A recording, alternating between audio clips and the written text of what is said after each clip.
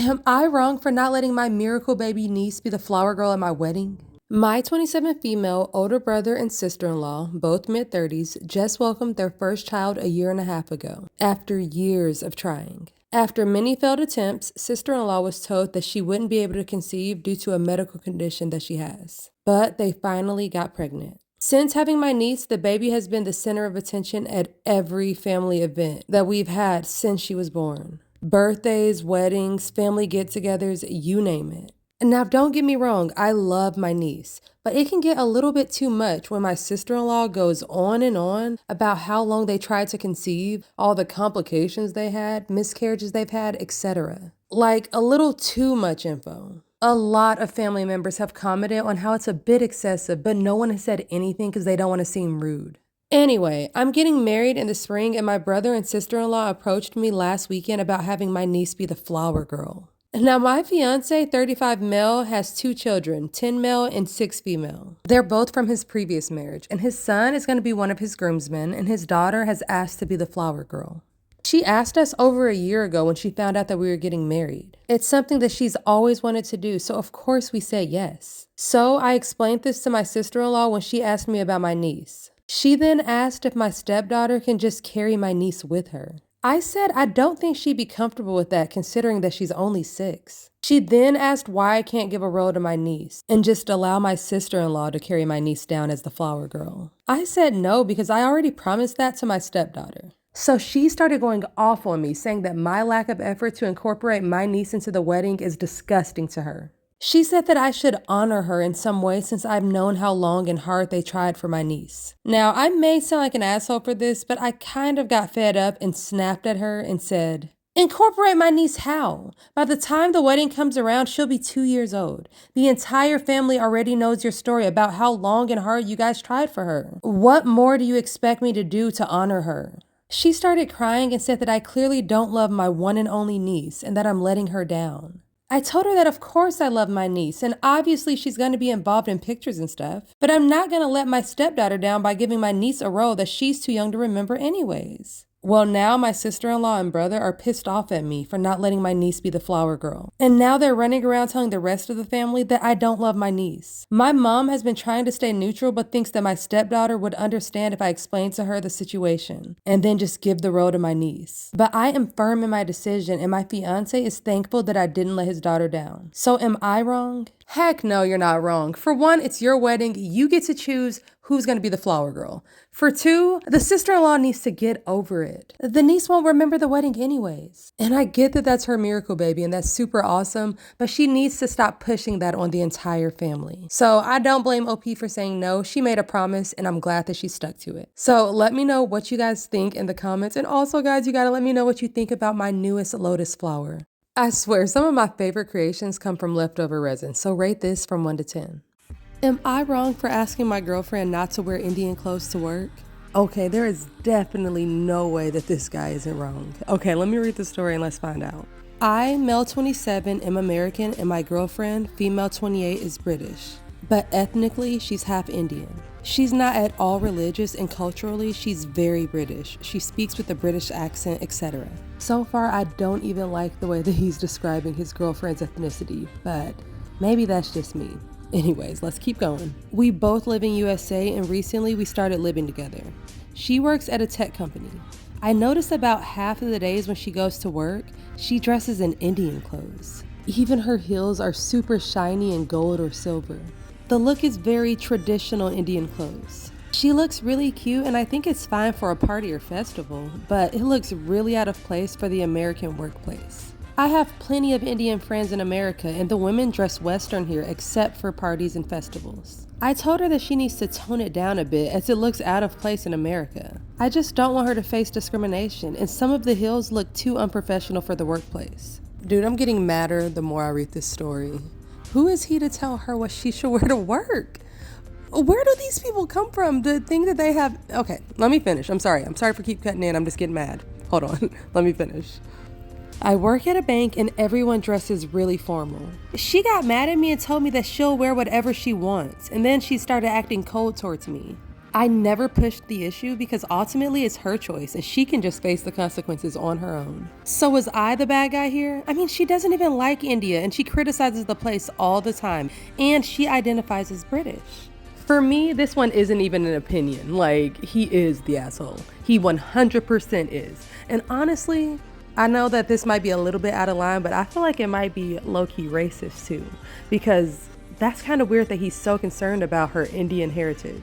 Just because she speaks with a British accent does not mean that she doesn't embrace her Indian side. Like, let that lady live. Let her wear what she wants. Goodness gracious. Let me know in the comments what you guys think about this one, because this one offended me, and I'm not even Indian.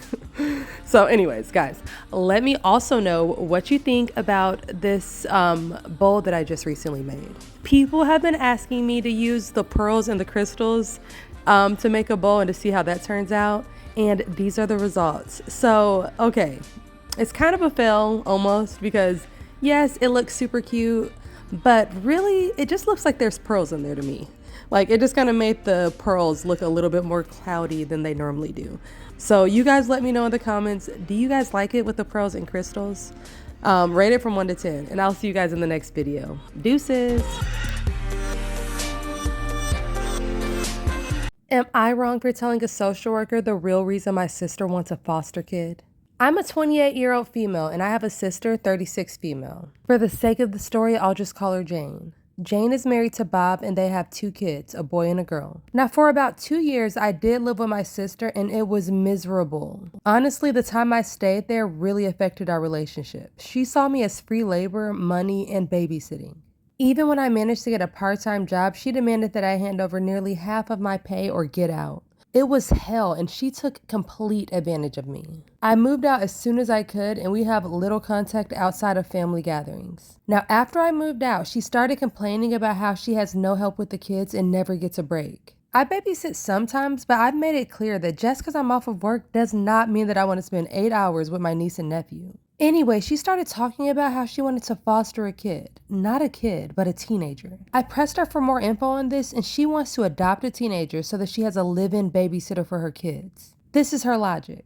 I want a kid around 16 or 17. You know, someone who may have been in the system for a while. They can share a room with my son or sleep in the garage. They can help me with housework, chores, cook, and help me with my business. Also, bonus, they get to babysit the kids so that me and Bob can go out sometimes and have alone time. They'll be so grateful for a home and won't complain. I won't have to pay them anything. And then when they turn 18, I can just sign up for another foster kid. A teenager will be so much easier than a little kid.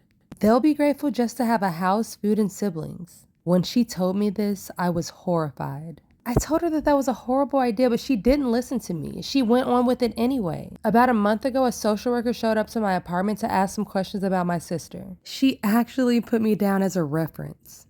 I immediately told the social worker why my sister really wanted a foster kid. Then I told her how she treated me when I lived with her. The lady thanked me. Later, my sister called crying, saying that she wouldn't be considered for any adoptions or fosters. Apparently, the social worker told her that they felt that the home wasn't a good fit. She asked if I said anything, and I told her the truth. She went off on me and hung up, and we haven't spoken since. A couple of family members are on her side, saying that a foster kid would be glad to do housework just to have a roof over their head. So am I wrong here? Definitely not. You've told the truth. She definitely does not deserve a foster kid.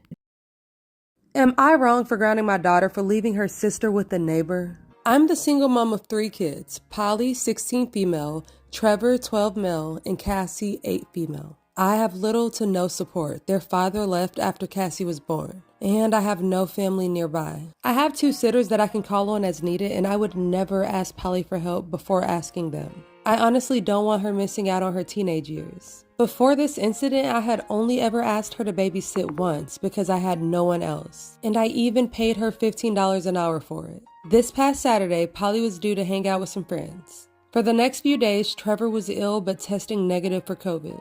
That day, he spiked a very high fever and I had to take him to the ER. I asked Polly to watch Cassie as the sitters weren't responding. I apologized that she would have to miss out on the time with her friends, but said that I would pay her, and that she could even have her friends over at our place. Polly pitched a fit and asked why I couldn't send Cassie to the neighbors. We don't even know them. They moved in last month, and outside of waving when we get mail, I don't have any kind of a relationship with them. Polly was really irritated. I told her that I would pay her $18 an hour and that I had to go. So I take Trevor to the ER and we had to wait for a bit. Polly kept asking if the sitters were responding and they still hadn't.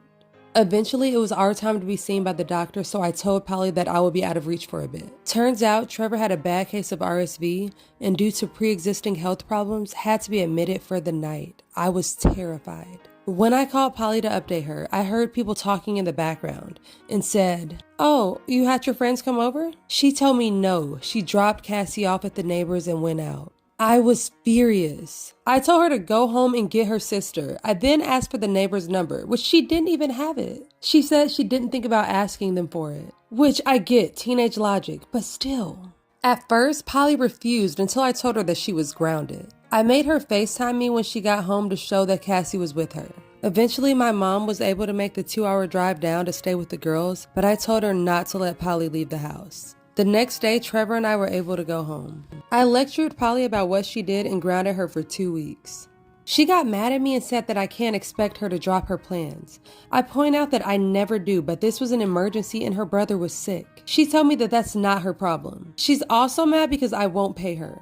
I apologized profusely to the neighbors who said that it was okay and that he would have called me, but Polly didn't leave my number either. Polly said I overreacted. So am I wrong? Heck no, she isn't wrong. Are you kidding me? If my teenager dropped off my kid at the neighbor's house that we don't even know, that is so dangerous. I would be so freaking mad. And then of course it was an emergency too. So like, it's not like the mom was just doing that for nothing. Like they were in the emergency room. So in my opinion, she's definitely not wrong, but you guys let me know what you think in the comments. Also, you gotta rate my newest domino set from 1 to 10. This one came out so cute, guys. Let me know what you think.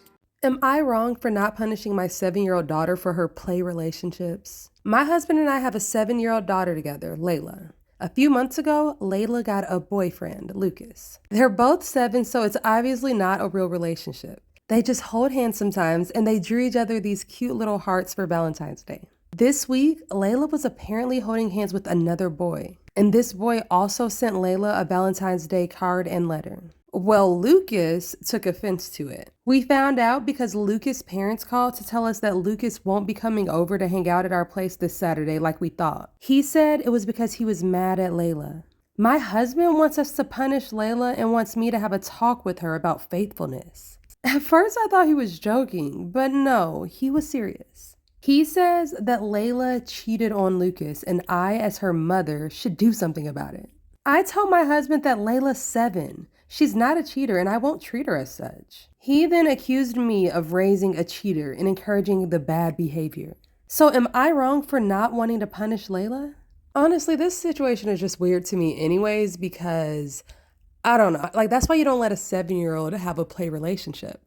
They don't understand the gravity of it, and they're way too young to be getting into stuff like that. So, in my opinion, no, I wouldn't punish my child for holding somebody's hand or anything, but I wouldn't allow my child to think that they're in relationships at 7. That's so weird. Anyways, let me know in the comments what you guys think about that. Also, guys, you have to rate my newest domino set. I just had some extra resin and I made these dominoes. I didn't really know what color I wanted to use for the back, but I decided to go with black.